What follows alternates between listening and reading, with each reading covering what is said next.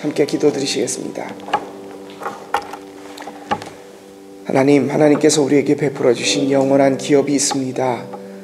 예수 그리스도를 우리에게 보내주셔서 십자가의 길을 우리에게 알게 하시고 다 주고 다 내려놓고 세상 사람들이 보기에는 험악하고 망하는 길 같아 보이지만은 우리는 그 길이 생명의 길이요 이 세상 어느 것보다도 귀한 길임을 고백하며 하나님을 생명으로 하나님을 기업으로 받은 귀한 지혜를 깨달았습니다. 나의 영원하신 기업이 내 생명보다 귀함을 이 시간 고백하며 주께로 가까이 나가기를 원하며 이 자리에 왔습니다. 하나님, 이 세상이 알 수도 줄 수도 맛보게 할 수도 없는 평안과 지혜를 우리에게 허락하셨사오니 주님 곁에서 떠나지 않게 하시고 날마다 우리로 하여금 십자가로부터 멀어지는 길을 가려고 유혹하는 세상의 것들에서 우리를 주님의 십자가로 더 가까이 갈 수 있도록 주님의 십자가 발 앞에 꿇을 수 있는 우리의 삶 되게 하여 주옵소서. 주님의 자녀로서 살기에 세상 사람들이 보기에는 답답하고 미련하고 그리고 우둔한 것 같지만 그 속에 참된 지혜와 이 세상 어느 사람도 맛볼 수 없는 하늘의 평화와 기쁨이 있음을 깨닫고 그 길 속에 머물 수 있는 오늘 우리의 하루의 삶 되게 하여 주옵소서. 병석에 있는 자녀들과 여러 가지 분주함 속에 근심과 고통 속에 그리고 건강 어려움 속에 마음의 번민과 근심 속에 있는 사랑하는 당신의 자녀들 찾아가셔서 위로하시고 낫게 하시고 새 힘을 주시고 용기 속에 하나님의 길을 떨쳐 일어나 걸을 수 있도록 함께하여 주옵소서. 오늘 하루를 주께 맡깁니다. 주님께서 인도하여 주옵소서. 오늘 주시는 말씀 속에 하나님의 사람으로서의 지혜와 믿음을 얻을 수 있는 우리의 삶 되게 하여 주옵소서. 우리 주님 예수 그리스도의 이름으로 감사하며 기도합니다. 아멘. 오늘 말씀 역시 창세기에서 보시겠습니다. 창세기 45장 3절부터 5절까지 2절의 말씀만을 3절의 말씀만을 보겠습니다. 창세기 45장 3절부터 5절 저희 교회 성경으로 71쪽에 있습니다.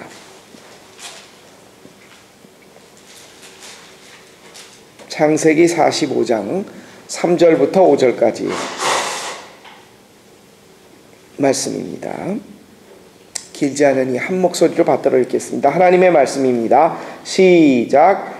요셉이 그 형들에게 이르되 나는 요셉이라 내 아버지께서 아직 살아 계시니까 형들이 그 앞에서 놀라서 대답하지 못하더라. 요셉이 형들에게 이르되 내게로 가까이 오소서. 그들이 가까이 가니 이르되 나는 당신들의 아우 요셉이니 당신들이 애굽에 판 자라. 당신들이 나를 이곳에 팔았다고 해서 근심하지 마소서. 한탄하지 마소서. 하나님이 생명을 구원하시려고 나를 당신들보다 먼저 보내셨나이다. 아멘. 우리가 너 하나님의 사람아, 믿음의 사람들의 행적을 통해서 오늘 우리의 삶의 믿음의 근간으로 삼기 위하여 우리가 첫 시간에는 순종과 예배의 사람이었던 아브라함에 대해서, 그리고 어제는 참 억척스러웠고 자신의 이익에 탐닉했던 사람이었지만은 하나님을 향한 열정 속에서 늘 살았던, 인간성으로 승부하는 것이 아니라 하나님을 향한 믿음과 신앙의 사모함을 가졌던 야곱에 대해서 살펴봤습니다. 오늘은 이 야곱의 아들 요셉, 여러분 요셉 하면 무엇이 제일 먼저 생각이 나십니까? 미스터 꿈해몽, 그렇죠? 그렇죠. 미스터 꿈해몽, 애굽의 총리가 됐던, 일약 노예에서 감옥의 죄수였다가 꿈을 해석하는 것을 통해서 일약 스타가 되어 국무총리가 되었던 요셉의 모습이 생각이 날 것입니다. 이 야곱이 참 억척스러웠죠. 부인을 넷을 두었던 것으로 성경에 기록되어 있습니다. 첫 번째 부인, 그리고 그 부인의 몸종, 두 번째 부인, 두 번째 부인의 몸종, 4명의 부인을 통해서 총 12명의 자녀를 낳았습니다. 그 중에 아들이 12이었죠. 이 12명의 아들이 곧 이스라엘의 12지파가 됩니다. 그 중에 가장 사랑했던 여인의 이름이 라헬이었습니다.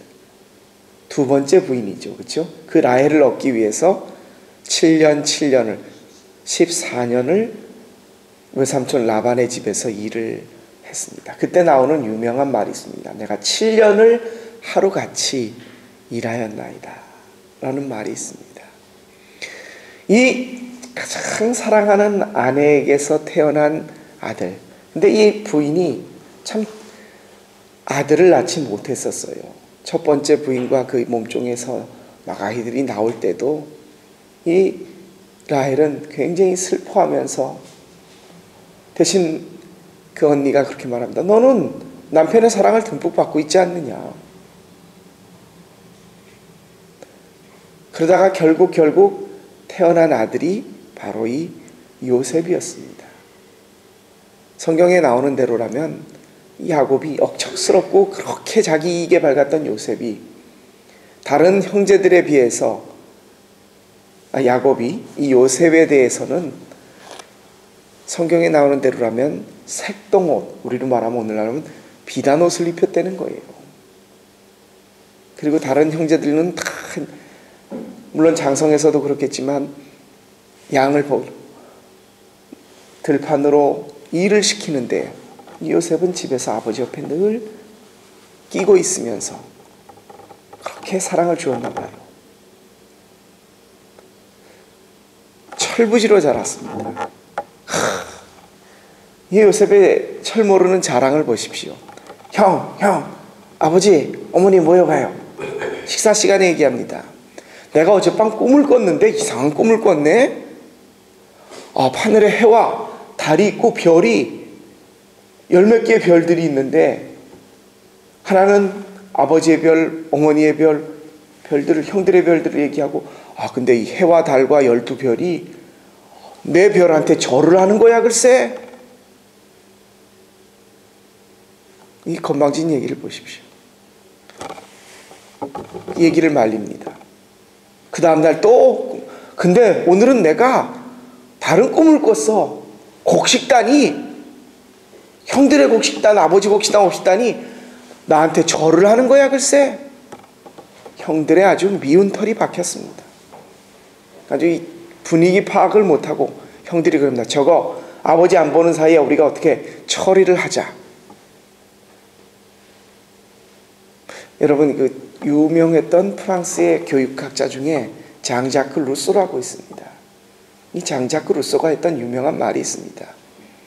나에게 2명의 학생이 배움을 갖겠다고 온다면, 한 학생은 아주 귀족 집안에서 아주 반듯한 부모님 아래서 교양 있게 아무 부족함 없이 자랐다 온 학생이 하나가 오고, 다른 학생은 태어나면서부터 부모도 모르고 고아원에서 자라고 막 험한 일들을 하고 나에게 배움을 받으러 온 학생이 있다면, 나는 주저없이 이 귀족 집안에서 자란 이 아이를 내 제자로 삼을 것이다.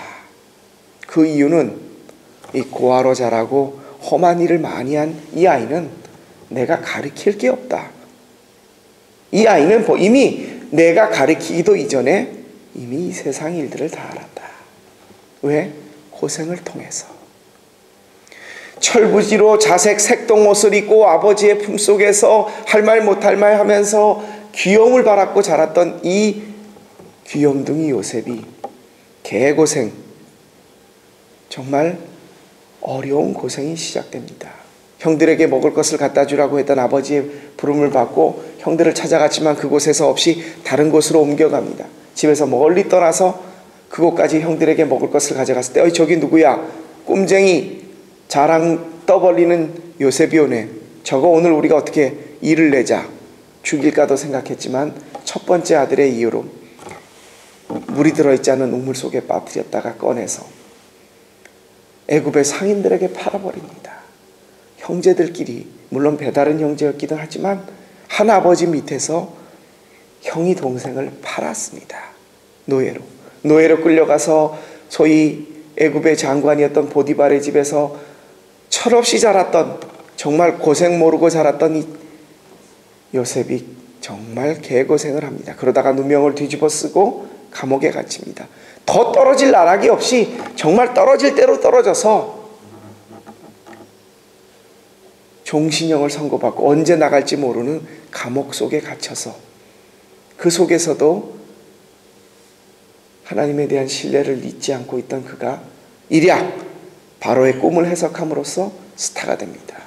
오늘 말씀은 요셉이 국무총리가 되어 애굽을 다스리는 총리가 되어 다스리고 있을 때에 가나안 땅에 기근이 들어서 형들이 애굽으로 곡식을 사러 옵니다. 이 꿈, 요셉이 해석했던 그 꿈은 7년 풍년의 7년 가뭄, 이 가뭄 끝에 형들이 가나안 땅에서 곡식을 사러 왔다가 요셉은 한눈에 자기 형들을 알아보았지만 형들은 자기가 노예로 팔았던 그 동생이 애굽의 총리가 되었을 줄 상상도 하지 못하고 고개조차 들지 못했겠지요. 얼굴을 보지 못했으니까. 그 형들을 바라보면 내가 바로 그 동생이라, 가까이 오시오, 내 얼굴을 보시오. 형들이 아유 이젠 죽었구나. 그때에 요셉이 했던 말입니다. 형들, 하나님께서 나를 이 기근을 미리 아시고 이곳에 보내셨습니다. 여러분 생각해 보십시오. 여러분도 귀여움을 바라고 자라면서 독일 와서 아니면 커가면서 세상이 이런 거구나 쓴맛을 보셨습니다. 그러면서 내가 철부지로 아무것도 모르고 살던 그곳에서 이렇게 세상을 살아왔구나. 여러분, 노래가사 유행가가 중에 세월이 나를 철들게 한다는 그 세월이 어떤 세월입니까? 고생과 어려움의 세월일 것입니다. 이 요셉이 몸종으로, 하인으로, 결국은 또 죄인으로 있다가 애굽의 총리가 되었습니다. 근데 여러분 이거 아십니까? 험한 인생을 살면서 마지막 막장이었던 감옥 속에서조차 요셉 보면 그 반듯함을 잃지 않았던 것 같습니다. 하나님이 주셨던 그 신수한 신앙, 요셉이 바로 앞에서 꿈을 해몽하면서 이렇게 말, 너는 어떤 그런 재주를 갖고 있느냐라고 했었을 때 꿈은 내가 해석한 것이 아니라 하나님께서 주신 것입니다. 하나님의 지혜로 이것을 해결했습니다. 그 험한 세월 몸종을 하나님을 원망했을 것 같습니다. 편안하고 잘 될 때는 하나님 감사합니다. 좋습니다. 이랬다가 내가 어떻게 이럴 수 있습니까? 하나님, 형들이 나를 팔다니요. 내가 그거 만나면 죽이겠습니다. 대부분의 사람들이 감옥을 가면 죄를 뉘우치는 게 아니라 자기를 그곳에 들어오게 했던 원인을 제공한 사람들에게 복수의 칼을 간다고 합니다. 대부분이 다 그렇대요. 그 험악한 속에서 오히려 범죄를 더 배우고 그 속에서 요셉은 사람을 살렸고 그리고 하나님에 대한 신앙을 잃지 않았습니다. 여러분, 우리 역시 힘들고 어렵게 세상을 살아갑니다.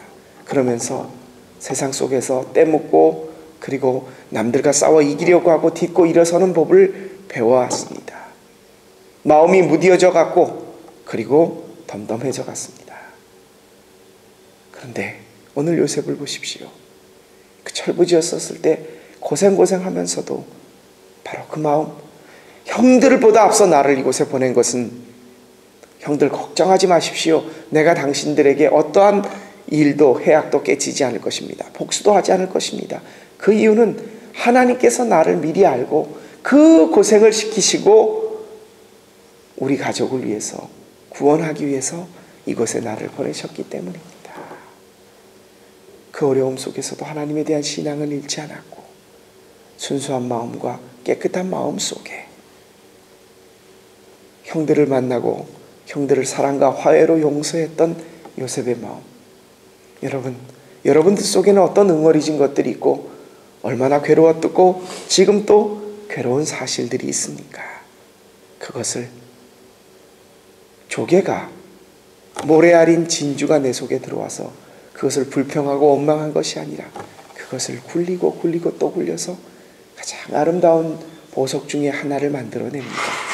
여러분 속에 있는 걸리적 것들, 내 속에 콕 들어와 나를 힘들고 어렵게 하는 것들, 몸종으로 만들고 감옥으로 보내고 나에게 주어진 십자가라고 생각하는 그것이 하나님께서 여러분에게 허락하신, 여러분을 진주처럼 빛나게 하시는, 국무총리로 만드시는, 단 그 속에 원망과 불평과 다툼과 복수의 심, 복수의 마음, 이런 것이 아니라 하나님이 나를 위하여 이것을 준비하셨구나 하는 화해와 용서와 신앙의 마음이, 그 마음으로 나에게 다가온 십자가와 어려움들을 대하고 헤쳐나갈 때에 하나님은 여러분을 애굽의 총리로 새롭게 태어난 아주 귀한 진주로 만들어 주실 것입니다.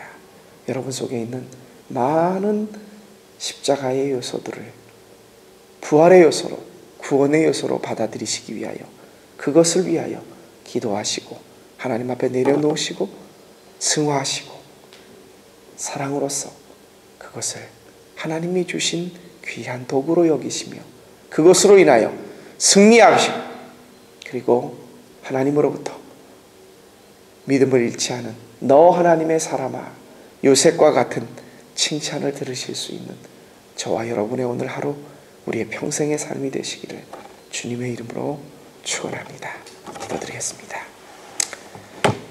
아무것도 모르고 철부지로 자라다가 정말 뜻하지 않게 청천벽력같이 자신의 형들에 의하여 인신매매로 팔림을 당해 노예로, 그리고 감옥의 죄수로 살았다가 일약 애굽의 총리로 되었던 요셉의 파란만장한 일생을 봅니다.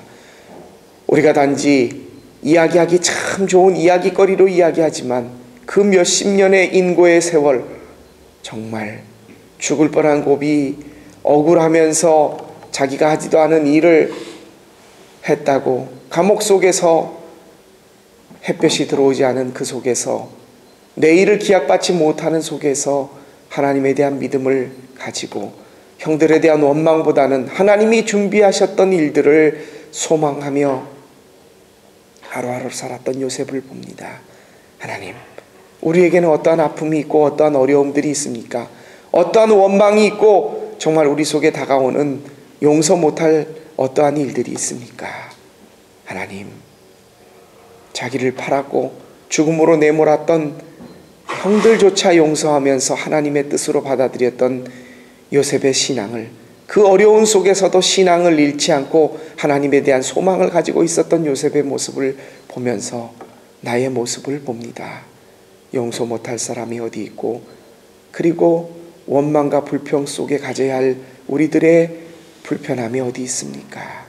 하나님, 이 시간 요셉이 가졌던 믿음을 우리에게 허락하여 주시고 다 내려놓고 주님께서 우리를 총리로 만드시고 값진 진주로 만드시며 십자가의 고난을 딛고 일어나 부활을 주셨던 주님의 모습처럼 우리 역시 하나님이 주시는 믿음의 소망으로 거듭나기를 원합니다.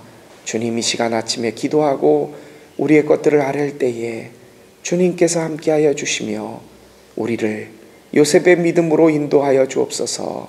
이 지혜를 깨닫게 하신 우리 주님 예수 그리스도의 이름으로 감사하며 기도합니다. 아멘.